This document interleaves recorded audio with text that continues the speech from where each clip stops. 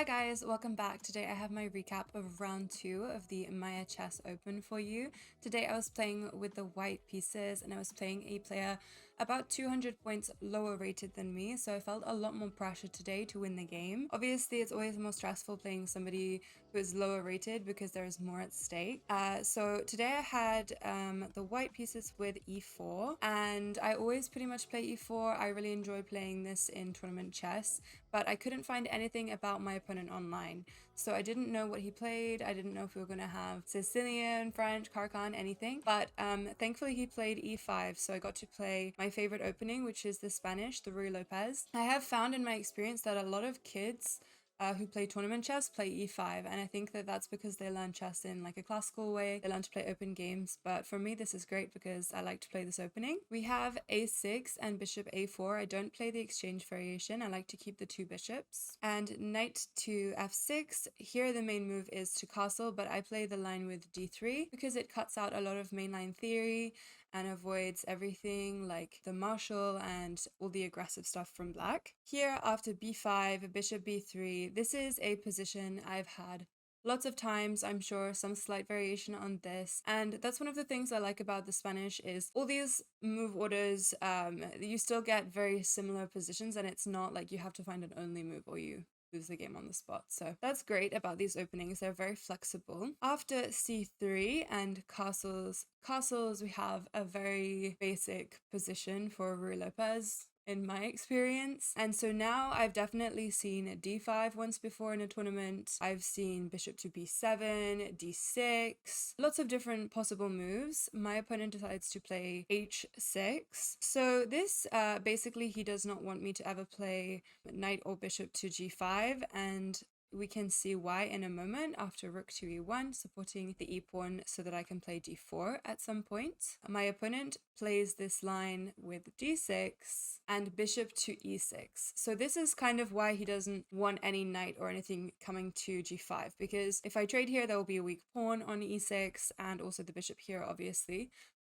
For some reason, people always like to play this against me. This is the third time I have had this line, and I haven't had that many Ruy Lopez games over the board. This is not that great. I don't really know why people do it. I guess they get stressed out about this bishop. I allowed bishop to g4, so I don't really know why he didn't play that. But here, obviously, you trade the bishop and give black the weaker pawn structure. And yeah, of course we would have loved to try to put pressure on this, like queen b3, knight g5, but h6 stops that. Here you can play queen b3. I was considering it because there is an attack on e6 and there is also this attack on b5. So I was considering going for something like this where we take the pawn on b5, but I felt like I was neglecting my development a bit. As you can see, it gives up control of the a file and black has all of their pieces completely developed. So that is what we would get in exchange for that pawn. Definitely not a bad choice for white, but it's just not something I went for. There are other complications in this line. So instead of trying to defend on e6, d5 is also a possible variation, and this is a better try for black. It is more challenging, and yeah, this is one of the reasons why I didn't play for this, because it didn't seem that advantageous, especially if we do end up trading here. We are always giving up the a file. So instead, I just traded on e6 and then I developed my knight to b2. So I'm still just developing my pieces. This knight usually comes to g3 or e3. In a lot of Ruy Lopez lines, it comes all the way up to f5, but as we can see, that clamp on the structure due to these doubled pawns makes that not possible. So there are pros and cons to having this kind of pawn structure. After rook to e8, which I thought was a really confusing move and not very good, I just continued with my knight reroute. I think in the Ruy Lopez, obviously rook e8 from black is very normal, but not when you have a semi-open f-file. So you have a semi-open f-file, you want your rook on that semi-open file because that's where it belongs. And I mean, he was basically just playing what he knew about the Spanish, which is to put the bishop on f8 to defend. I mean, he is not really playing in spirit of his pawn structure. One thing I do want to mention about this game is I'm really sorry there are no clocks, but my DGT board just didn't work. I don't know why, but it didn't work during the game. So I had to import it manually, which means that there are no clocks. But I will be able to tell you a little bit about the time trouble I got into, because yes, I did get into time trouble again, and I need you guys to not get mad at me about that. So after bishop to f8 and d4, I think some of you will be like, why did you play d4, Lula? In every game I've had where they've had this central clump due to the doubled e-pawns, I've never voluntarily played d4 to undouble the pawns, because I've always decided you play against the doubled pawns, like there's no point. But actually these doubled pawns do give black really, really nice control over the center, and they are not the easiest pawns to exploit during this game. I have found this. Maybe I'm doing something critically wrong, but I don't find that this weakness is that easy to take advantage of, especially when they control g5 and I only have the queen to attack the pawn on e6. So if I can only really attack it with a queen here, I mean, the engine is saying something like h3 or b4, and I've played this kind of game with b4 before, and trying to really isolate the like trading here and trying to really isolate the b pawn, sometimes even playing just knight to a3 immediately to attack that pawn. But here I decided to play more in the center because I feel like this is something that is one of my weaknesses sometimes, especially in the Rulapes, is because I play the d3 line, I'm not always sure when I should play d4, but I think most of the times it's fine, honestly, as long as you're not blundering material. Of course, he trades, he has to, because otherwise his pawn structure is going to be really, really bad. And he immediately played a d5. My opponent played very, very quickly, and he played quite inaccurately. Yes, he did keep a time advantage throughout the game, but he really did rush at quite serious moments in the game. And I think that this is one of them. This is just not a pawn push that seems necessary. And I had basically told myself that no matter which pawns he pushed in the center here, I was just going to push the other one. So if he played d5, I was going to play e5. And now we have a more of a locked center. My only concern really now is black playing c5 to try to undermine my d-pawn. So that is black's main source of counterplay, I think. After knight to e4, I play knight to g3 to challenge this knight, because obviously it's a very strong piece. It's black's best piece. We should challenge it. What I was thinking was at some point this bishop to b4 move could be quite scary, could be quite annoying. Not even scary, but just it's a good move, I think. So after trades, I was really expecting bishop to b4. My opponent actually played a knight to b4, which I think again is a worse variation, and he played this again very, very quickly. So this is something I find if you're playing against kids, they can be very impatient sometimes. Knight to b4, and here I played g4, which I think is a really cool move. So just pause please to appreciate g4. Now that we have these doubled g-pawns, we may as well use them in the attack, because unlike the previous doubled e-pawns that my opponent had, this g-pawn is actually very mobile, very cool. Okay, very good. And I'm having some serious threats about g5, and that is looking very, very scary for black. So he is forced to play g5 himself. And if I was black here, just let me flip the board for you, I don't think I would want to play g5, to be honest. Like, it doesn't look that fun. I know I played g5 yesterday in round 1 as black, but that was a different situation, okay? So after g5, I was quite happy because it feels like I am playing on the correct side of the board. I'm playing on the king side, and I should go for this attack. So here I did not continue the attack super accurately. I played rook to e3 because I wasn't sure if my rook was going to come through to f3 or h3 or something. And actually Stockfish at some point really likes a line with like knight h2 to f1 to g3 to h5 to f6, which is so crazy. It's like a 5-move knight maneuver. So I guess in that case actually rook to e3 would have been good because it can just slide over to h3, but I didn't play that knight maneuver. So I think this was, yes, a bit inaccurate, and I was expecting c5 immediately, which is what he played. So I played bishop to d2 because my bishop has stuck the whole game, right? I mean, it's being controlled now by g5. It's not going anywhere. And I have these pawns on dark squares in the center. So I'm very happy to trade off this bishop for the knight on b4, because even though it would have been better for black to have played bishop to b4, it's still black's best, most active piece. So I would like to trade it off so then I can bring my queen to take control over the light squares, because right now, this knight is really stopping me from having access to this. Yes, I could play queen b1 now, but you will see that after c4, I can't, because basically then he will put the knight on d3. And that is a very nice outpost. So I don't think we can afford to give that outpost to black, so we trade. And then I played queen to c2, which, okay, the engine doesn't love that much because there is king to g7, but I do have full vision of all of these light squares, which is very nice and is important later on in the game. So this is the point where Stockfish decides to go crazy and wants me to play this five move knight maneuver to bring it all the way up here. But instead I play for g3 because I'm going to play king to g2 and just bring the rooks over that way now. So now you can see, yes, rook to e3 was not the best. It is still kind of protecting the third rank, so I don't really mind so much. It is helping to prevent pushes here if I move my queen, and like, it's not a game-losing move, just an inaccurate move. Queen to b6, and I played king to g2 because that's my plan. I did hesitate a little bit here actually, and it felt really silly because I was like, I played g3, why would I not play king g2? That was the whole plan. So then I played king g2 because why would I not follow through on that?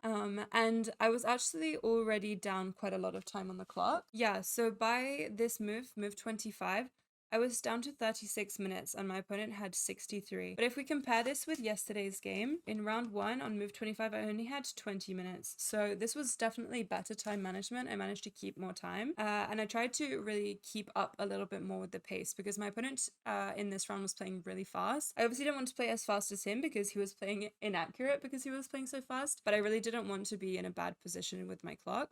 This is my score sheet, by the way. I love seeing the score sheets from different tournaments. I keep them all in a folder at home.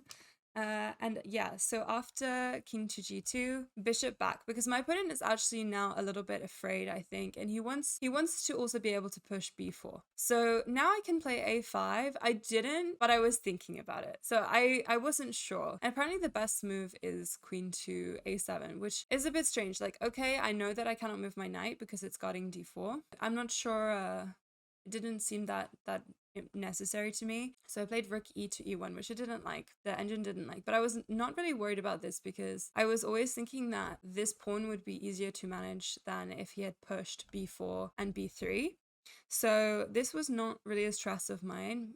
The engine is saying maybe it should have been a little bit of a stress. But here my opponent played b4 because actually this seemed more, not like, this seemed to make more sense to me as well, because he is trying to put pressure and he will also want to bring the rooks and create a pass pawn. So the rooks to the b and c files and push these pawns, and basically he is playing on the queen side and I am trying to play on the king side. So he definitely does have some very real plans here and threats, but I was just hoping that mine were a bit more serious because mine are closer to the king. So after rook to h1, continuing with my plan, my opponent actually makes a blunder. So he has to be quite careful here because now I am starting to threaten some things on the king side. I'm not sure if you guys have noticed, but after his blunder of rook c8, there is a move to win the game. So there is one move that is +8 and that is the only good move.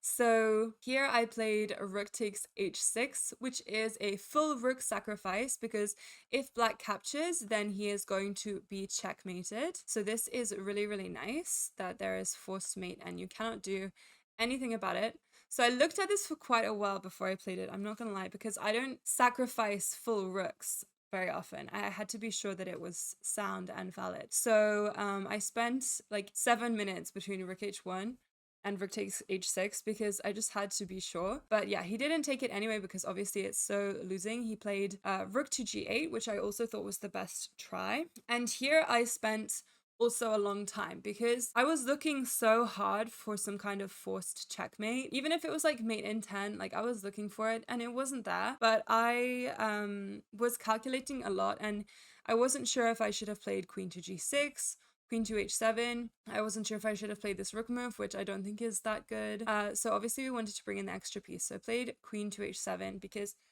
after the king moves, there is no tempo on the queen with the rook. So that's kind of why I like this more. And there are quite a few different winning moves here. Apparently, actually, there is forced mate in 45. So if you see forced mate in 45, I think you're cheating, but I didn't see that. I played this much more stylish move, rook to f6 check, which means I am sacrificing the same rook twice in one game. Can we have a little bit of a moment for that?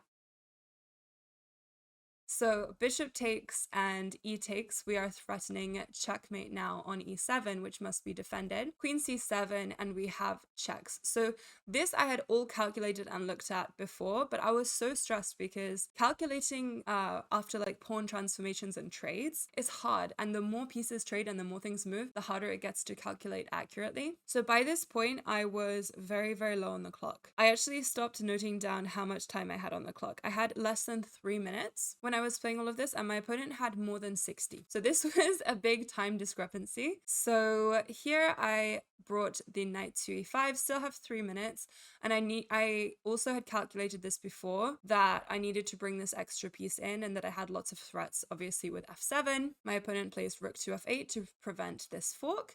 And I still played f7 check because after captures I have queen to e6 check. So again, I had seen all of this in advance, but now I'm playing on increment.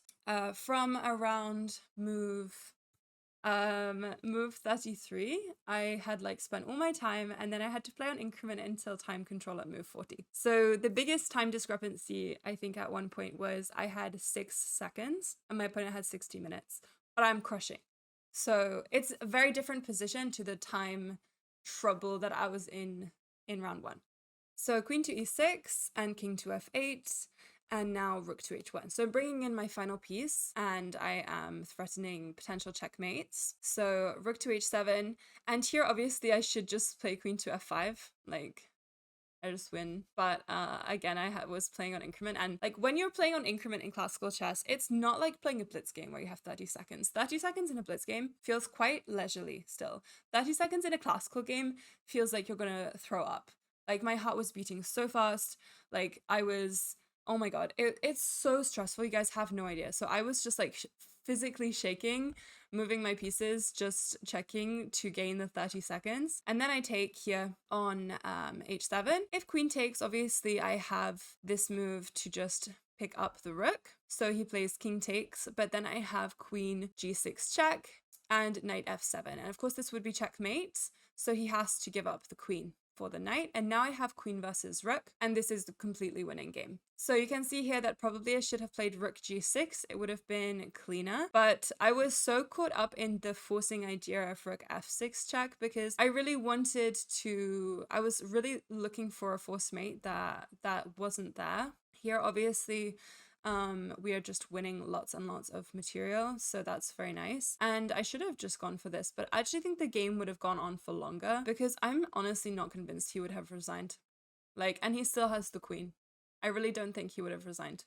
Children just don't resign until they absolutely have to. At this point, I'd realized it was move 41. I had made time control, and I had made time control with a queen versus a rook. So I was so incredibly happy. And then my opponent immediately blundered. So he blundered the rook. But like in his defense, like this is just losing. I think he should have just resigned. If he had played rook here, I'm just going to take everything.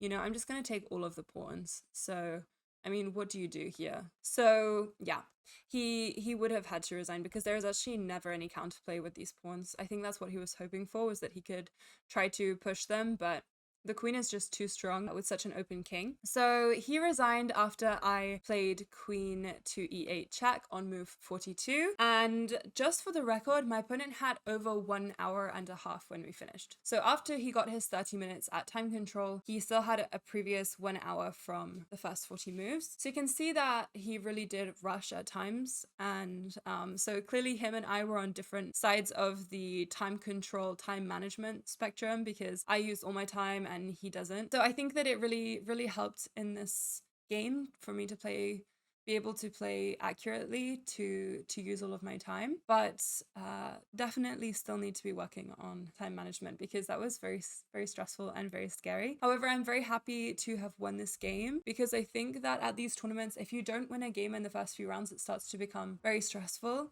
and there's lots of pressure to win. But now that I've won a game, I can just try to play my best chess and try not to focus too much on the result. Of course I want to win, but I have another round today at 4 p.m. so I need to go and prepare for that now. But I hope you enjoyed this video. I hope you're enjoying the recaps so far. Don't forget that I am streaming all of the games on my Twitch channel, so you can go and watch them over there if you would like to. And yeah, please like and subscribe if you haven't already. Leave a comment down below and I will see you next time. Bye guys.